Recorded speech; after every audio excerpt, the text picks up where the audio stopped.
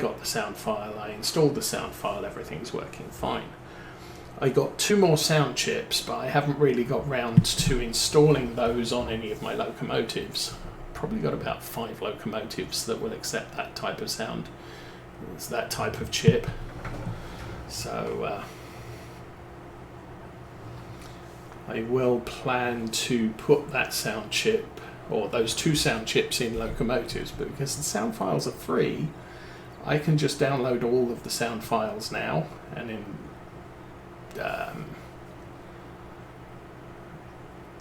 run the chip programmer over the 2 I have and install them in 2 of the locomotives. Then I can buy some more sound chips. But yeah, free is good.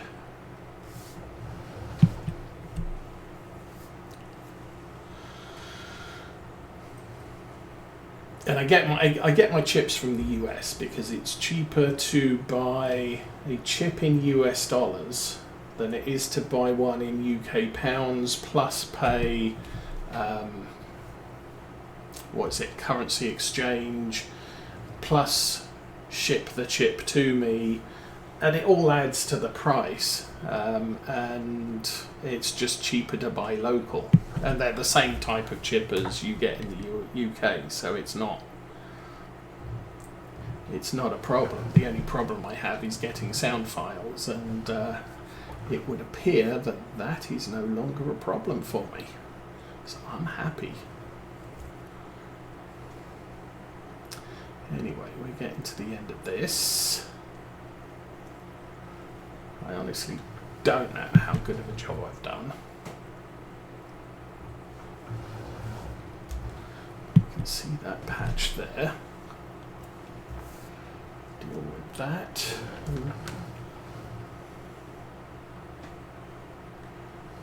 Just enough, and just enough. How did that work out? To there. So there's bits. These are not going to seriously impact yield. Yeah, it'll affect yield there, and there, and the amount of effect that a weed has on your yield isn't. It's significant, but I need to pick that up. On the whole, it's no great shakes. Do I want to? Yeah, let's do this. It looks like I was basically lifting the weeder too early as I was running down this side of the field. So I'll get rid of a couple of them, but bits in the middle, yeah, it's not going to be something I concern myself with too much. Let's go cruise, and yeah, we'll get that one. We might get that one.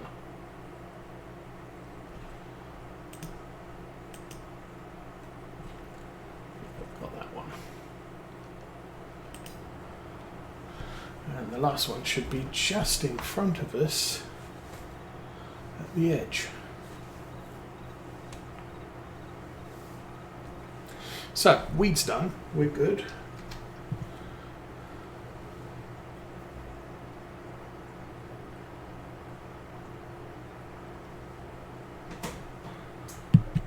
Lift that up, fold that up. And we can take this back to the yard.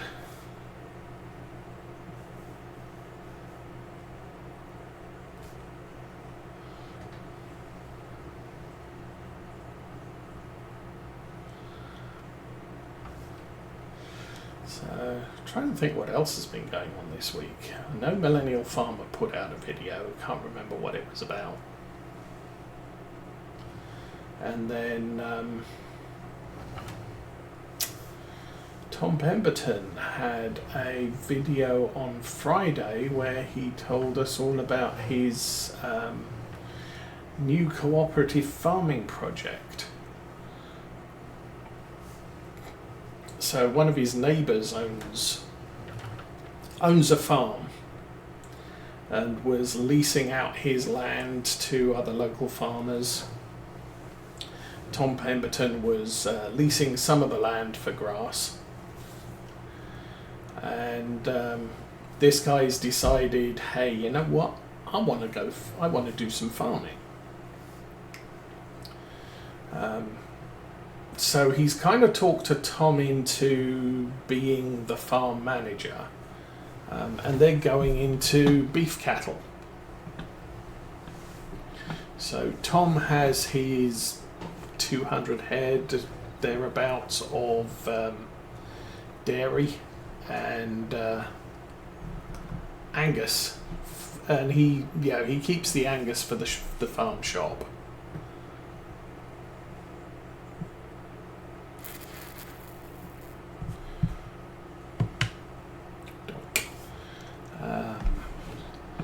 And then the new stuff, it's going to be random cows, and he's going to be taking them at about a year, maybe a little bit more old, and just fattening them up for sale to the local abattoir. He's not going to be selling, he's not intending to sell them through the farm shop, although there's one or two breeds of cows that are going to be coming through, which does make really tasty meat, so he may take one or two for the farm shop over the course of a year, but he's still going to be selling the Angus at his farm shop predominantly.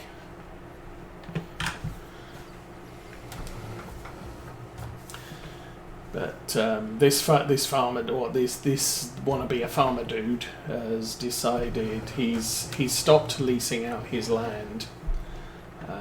So Tom has about 250 acres plus what he was leasing, and this guy has about 250 acres as well. So they're going with a 250 acre beef cattle ranch. They'll be building sheds and all the things. Okay, this is filled. Let's, as per usual,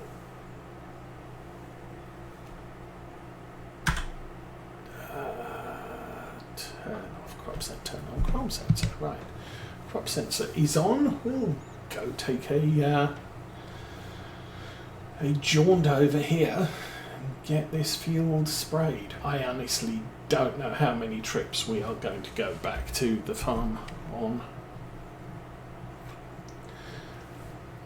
But yeah, his intent, I think, is to run a 500 head beef farm in it eventually. And as I said, it's kind of a cooperative. He has the knowledge, the other guy has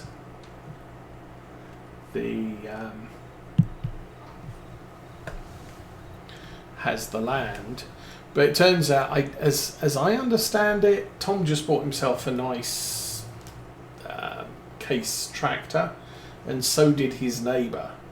They basically bought two of the same model, and that would be why the other guy bought the tractor. Tom's been borrowing it every so often because when you're mowing and spreading slurry and all of the rest of the stuff, he kind of needs something that's a little bit more beefy than his 100 horsepower Hurleman. I think the case does up to 175 horsepower. I may be wrong, but it's definitely got a good turn of power.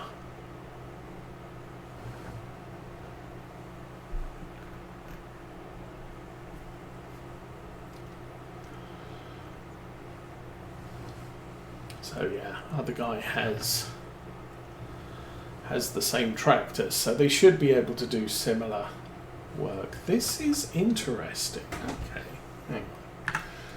I want to have a look at this. We are spraying nitrogen here, And we're only going up to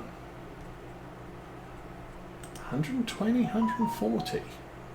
Interesting.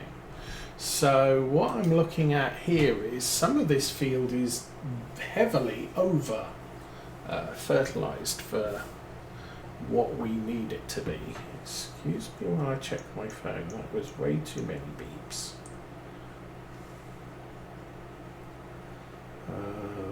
Voicemail from... okay.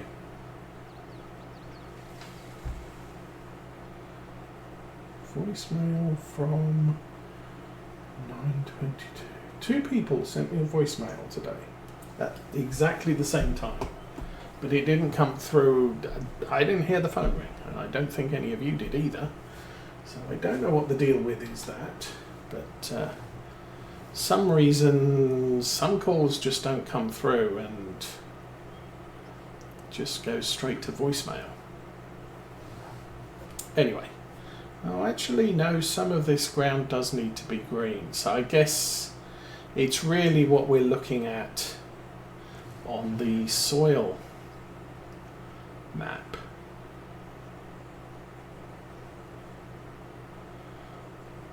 So some of the good soil does need a lot.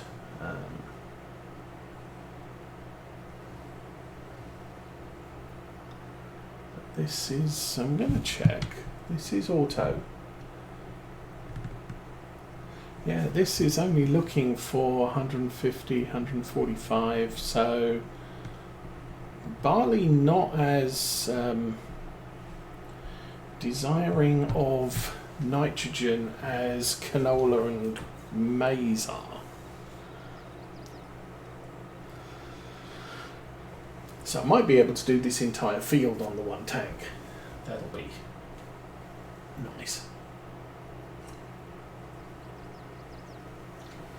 But then here you can see we're really not missing the edge, which again will be a hit on yield. It shouldn't, because predominantly most of the field will be sprayed, so the environmental score shouldn't be too badly affected by me missing small bits of it. But we definitely have some of this field is way over nitrogenated, which can cause a reduction in yield.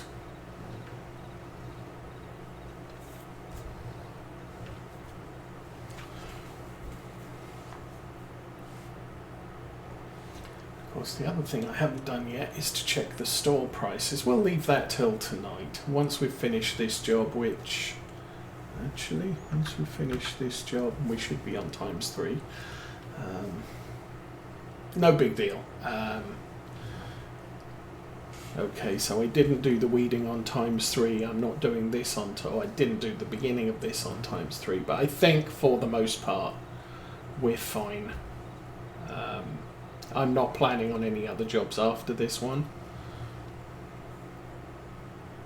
I do believe it's due to rain tonight, so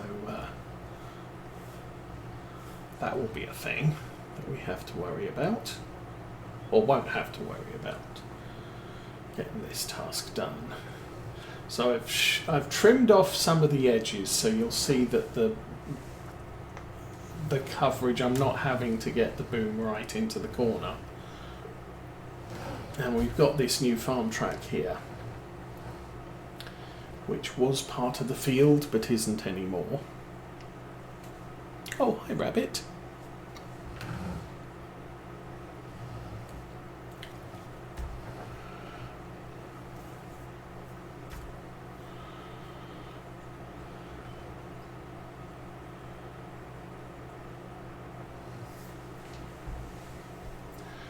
And then, of course, once this is done,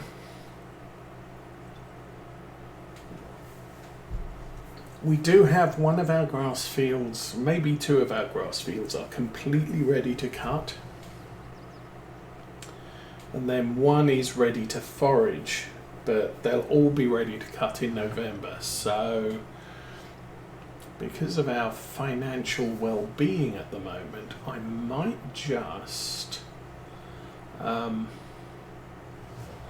skip most of October and we can migrate through to November. Check the weather. What I might end up having to do is cut the fields that are ready to mow on October 4, and then the one that's ready to forage will cut that on November 1, which means over the course of the equivalent of 2 real-world weeks, we'll get all the grass cut.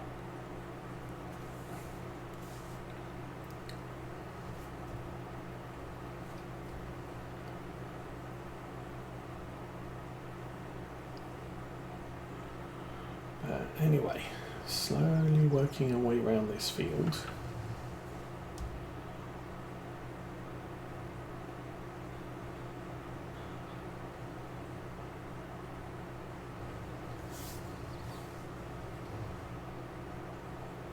I think some of this is dark green nitrogen. Oh, because we are playing with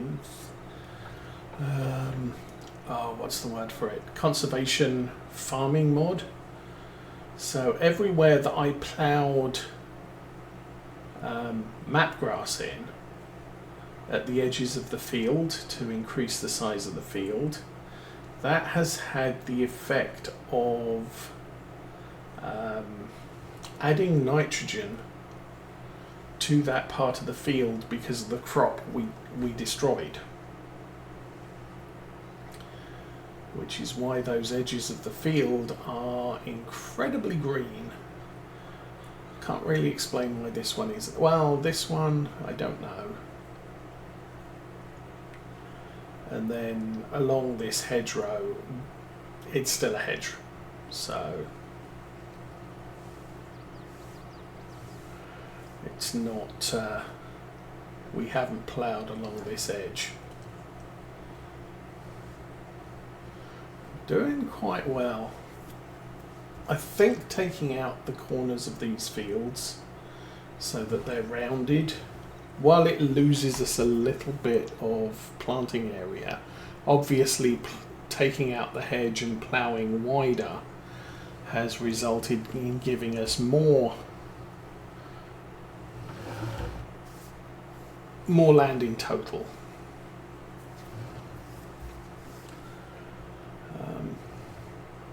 But it does mean that I can keep the boom well away from the edge of the field. It means the harvesters are going to turn quite effectively within the field. I'm not going to have to worry about the edges, and I may go back on these grass fields and take out the corners there where the big M isn't actually mowing it on the plot that we give it.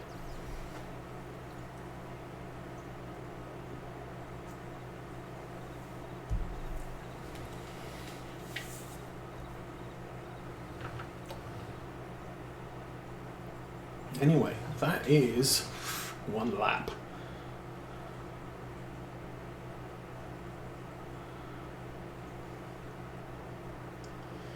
I think I said before, this field is probably a little bit bigger than I really wanted it to be. But there's no... I could have split it into 2 instead of 1. Or combined it into 2 instead of 1.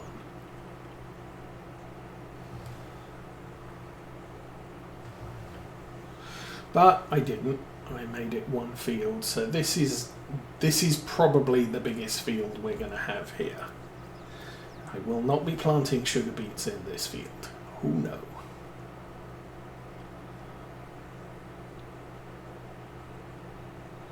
But as we expand the farm, I'm looking, that copse of trees directly in front of us splits our other big field off from the 2 remaining fields in that sort of pod. And I could chop down those trees and plough them all together once I bought them, or the 2 on the other side of the trees I could just say we'll make this into a double. So it won't be huge, but it will be kind of big. We'll see how that works out. At the moment, not buying any new land for a short time.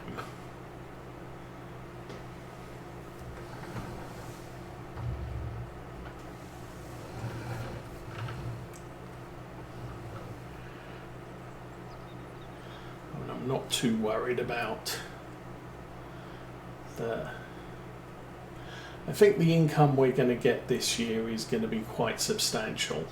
I mean, 2 million litres of maize is quite impressive. And then we'll have, honestly don't know how much grass from the last cut.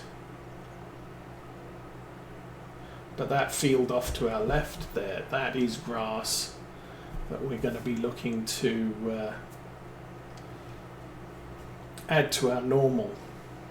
I think we got about 1 million litres of grass for the second cut, so that might add another 1 million litres. We could be close to having 2 million litres or 1.7 million litres of grass silage for sale over winter. That's going to be a pain to transport.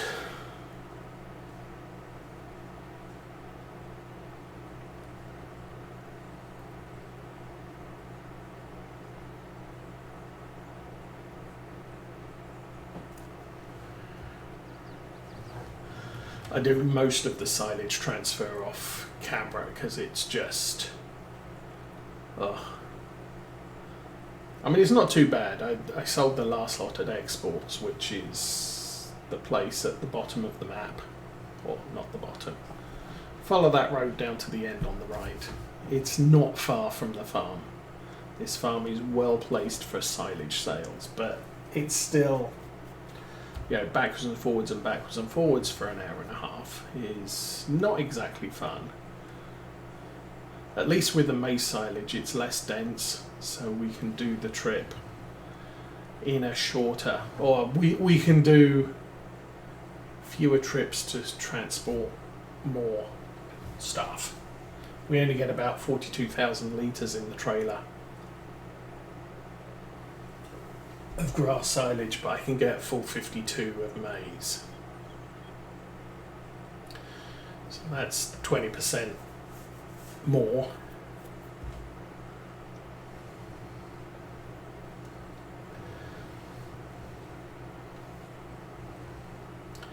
Anyway, what else? What else do we have to talk about? There's not a lot really going on.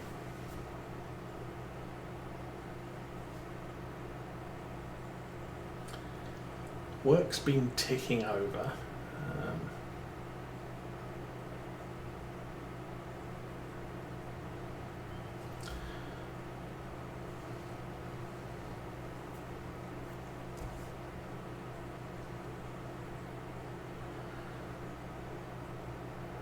Really, you know, side of summer, lots of people taking summer vacations. Not me, because medical issues. Using up a lot of my vacation time. So I went to have a procedure on Thursday, and after getting there they decided what you have going on doesn't really warrant this particular procedure, or you should be having a different one, and we're going to have to call the insurance company to get the different procedure authorized.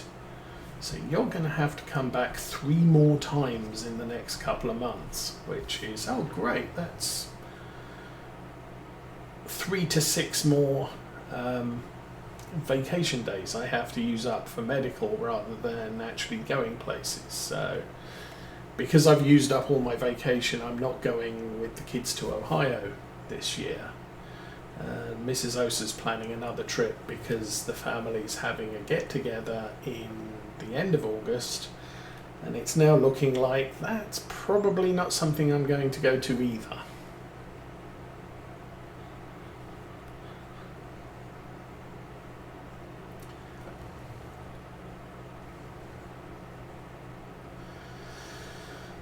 Anyway,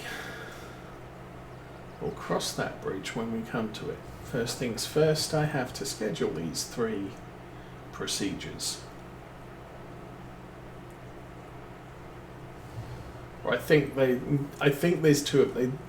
They're sort of test procedures, so I go in, I do one, and if it seems to work, I go back and do the same procedure again to see if it has the same effect, and if it has the same effect, then they do the actual procedure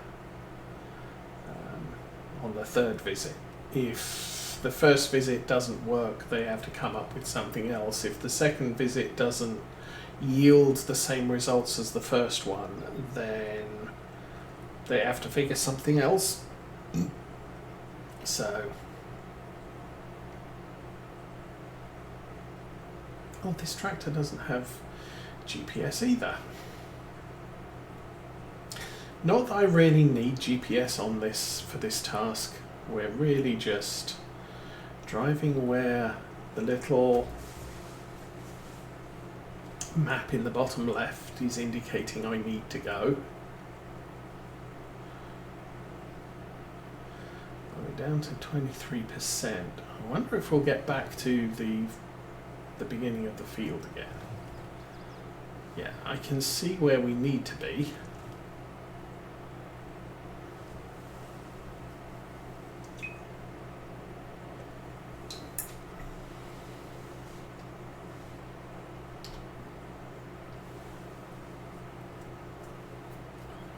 Anyway,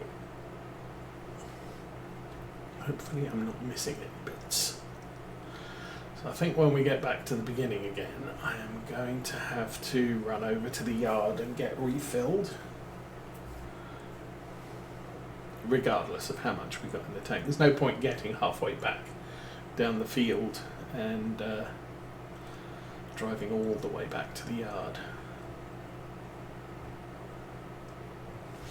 I think when I refilled this, I think we had about 13,000 litres in the fertilizer tanks on the farm. So we got at least 3 more loads, and I don't think this field is going to take 3 more loads, which is good.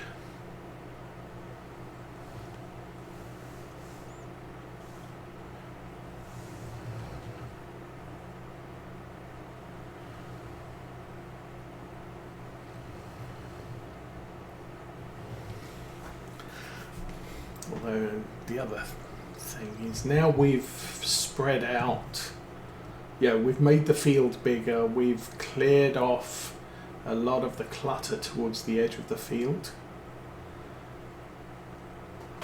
I could do with a wider boom. Anyway, let's go here and see what's up.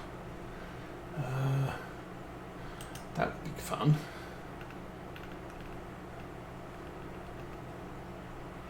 Valmet 6M T9 quad track. It's another Xerion 3000, which is about the same price as the big one. And then that. So